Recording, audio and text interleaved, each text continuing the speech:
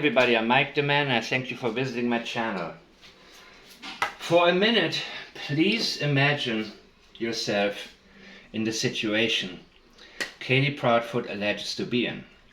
Meaning, your child is missing, you have no idea where your child is. You have no idea about anything, who has your child and so on. And remember that they said basically Sebastian is not able to do much. He's not a surviving type. He likes to be clean, he's afraid of fire ants, and so on and so on. So he's not the type of kid that can just go out in the forest and survive for a year or 6 months, as this would be a statement given at the 6-month mark after the FBI offered the reward for the return of Sebastian Rogers. And I'm skipping to this particular statement simply because I want you to think about what would you say if you are given the opportunity to say something, make a statement to get your son back. What would you say? You would address your son probably, but you would also assume somebody has him because he cannot survive on his own. At least according to Katie and Chris Proudfoot. That's not the type of person he is.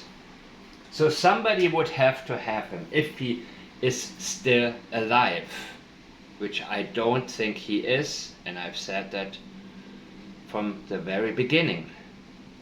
Sebastian, if you hear this,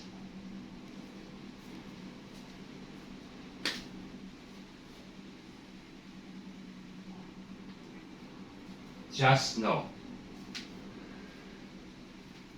Let me think what you may answer to the question, what you would say. Sebastian, please come home. Anybody who has you, please let him go. We will not prosecute you. We will not come after you. We will not seek revenge. Please just let him go. That's the kind of stuff that you would say with natural urgency. You wouldn't feel the need to exclaim a lot or write a lot of words that fake urgency and then the rest doesn't resemble it or is quite the opposite. If you hear this, just know. And that basically is the message here. What does she want him to know? That all of your family loves and misses you. Really? Including the man who said it's me or him? I want him out? She doesn't say I love you. She doesn't say I miss you. If you have a loving family surrounding you, as a mother, you're still going to make this a very, very personal thing, even if it would include the father, the real father who's loving. A woman who has a child missing will be all about I love you, I miss you. Please, she can't help it. The connection is that strong. And Katie Proudfoot has never once, as far as I have seen, said I love you or expressed that she loves him, or talking about what happened that evening and so on and so on. She didn't say. She said, well, he said I love you mom, I love you puppies, but she never talked about what she said. How did she answer? She cannot get herself to say I love you to her son.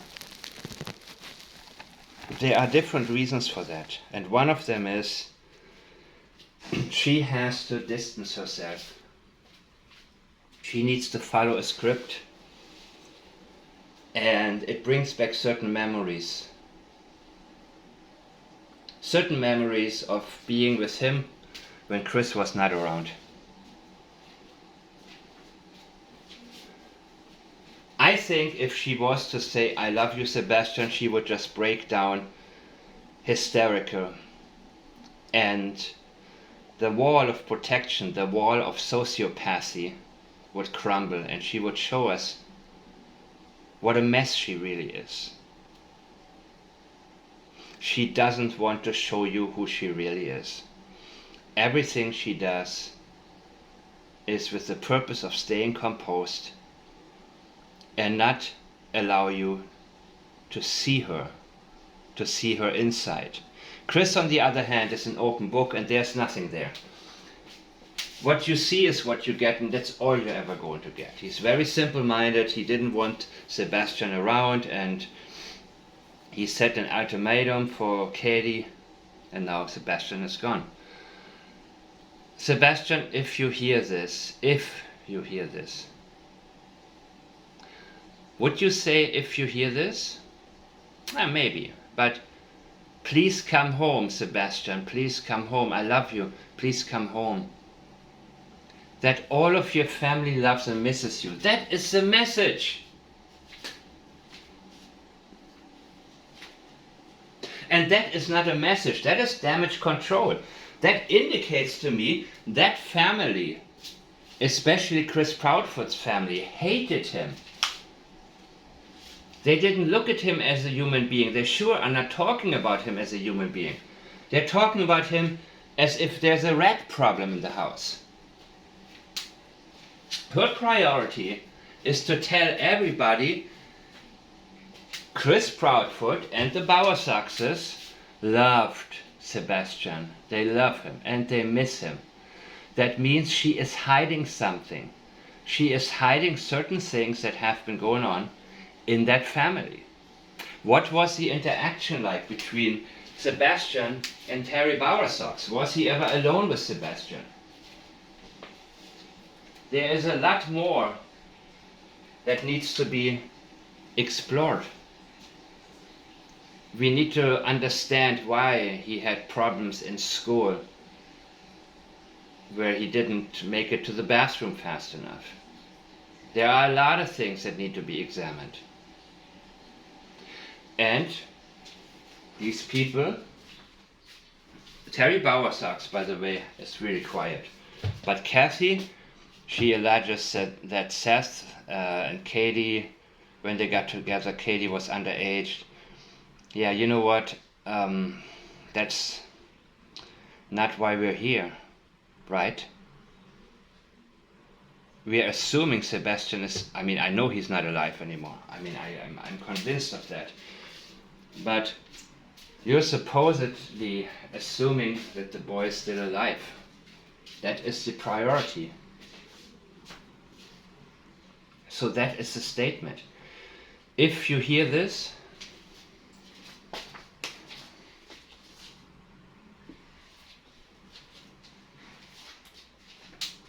she knows he cannot hear her. And she's not reaching out to a kidnapper. She's not reaching out to somebody who may have taken him in because he was somewhere hiding in a car, like Melissa Proudfoot. That's going to be another statement I will look at a later time. We need to know what this family knows.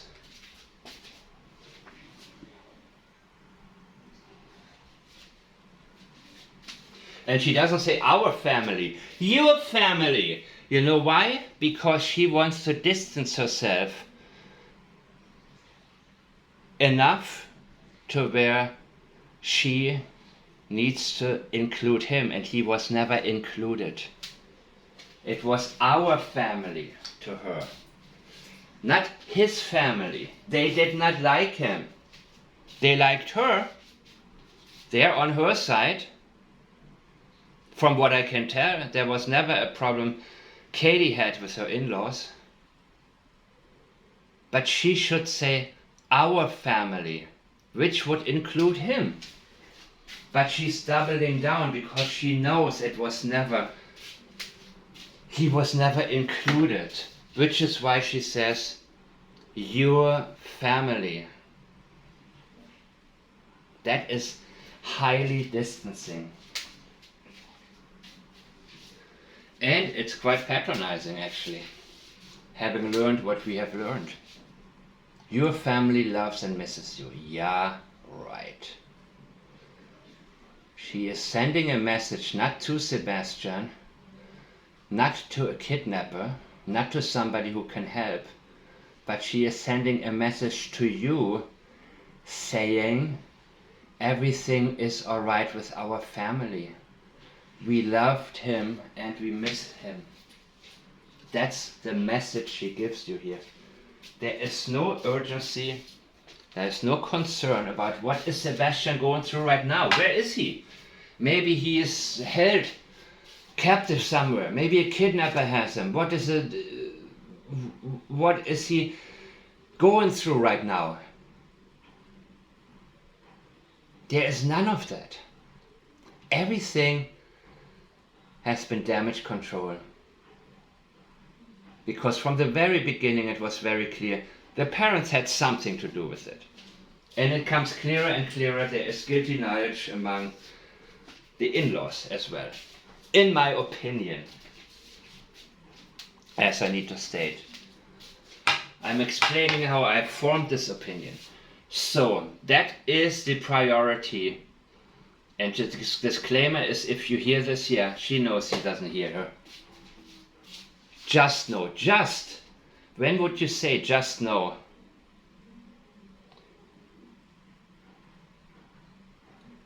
That's very final. Just know. It's like an embedded goodbye to him. Just know. But of course it includes a lie. So she is not talking to Sebastian. She knows he is gone. He cannot hear this. She is talking to you. She's talking to everybody. Everybody who has in the past pointed out inconsistencies in her story. You don't need to be a statement analyst, or you don't need to be a law enforcement professional of any kind to realize there's something very wrong here.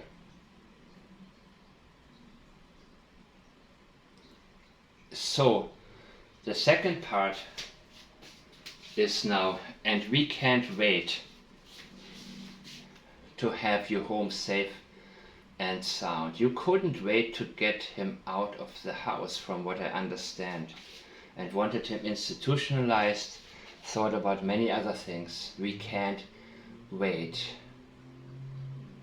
And she uses in that particular statement, in the whole statement, the word safe 3 times.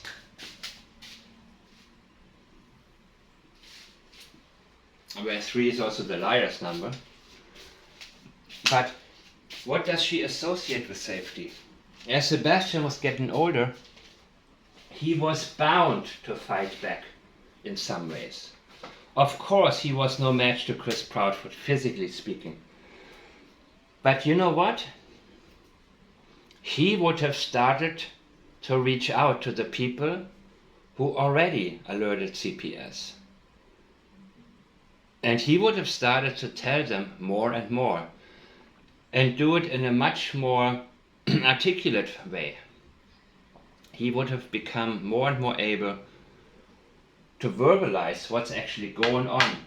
And who knows what kind of abuse he also endured.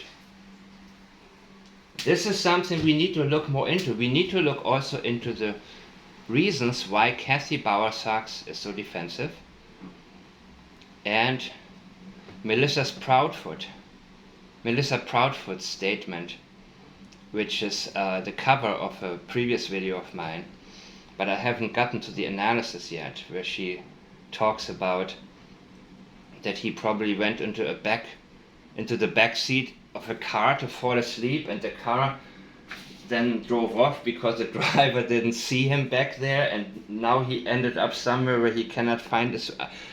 It is such a fantastical story, but listen to me. People who are of lower intelligence will come up with what they are limited to be able to come up with. So many times you will think, wow, it can't be that somebody is so blatant and comes up with something so ridiculous. But to them, it is not ridiculous. Generally speaking now. Something that is very obvious to you can still be the best fabrication they could come up with. So when they did, they thought, that's a genius move, man. Now I did some, whew, that was a strong red herring there. And it is interesting in statement analysis when you realize people's limits, how low some of them are, and how deep many of them are. Katie Proudfoot is extremely emotionally damaged from her childhood.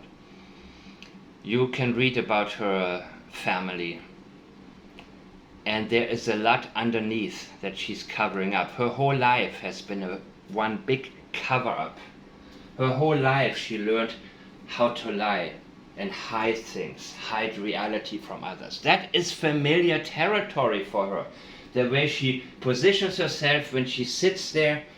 I can guarantee you in her childhood there were many situations where she was quiet when asked something, and she would position herself in a way that would get people to leave her alone and not ask anything. The victim position.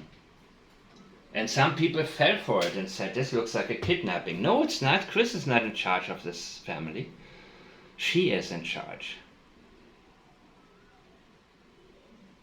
So safe can also mean that they feel safe, because there's no longer going to be a CPS visit.